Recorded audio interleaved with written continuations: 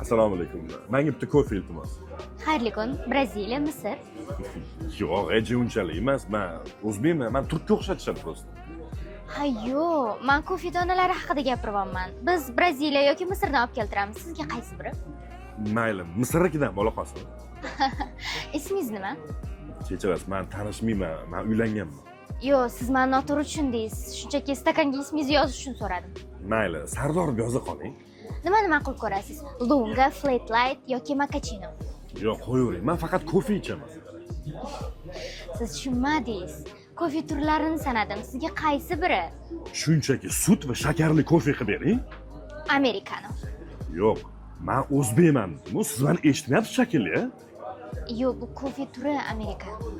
Shunchaki yaxshi qiz. Menga kofega sut va shakar qo'shib bering, iltimos. Raf. Yo'q. Mendan nima xohlayapsiz, tushunmayapman. Ammo shunchaki tushunishim kerak-ku nima tayyorlashimni. Hozir bir daqiqa. Aha.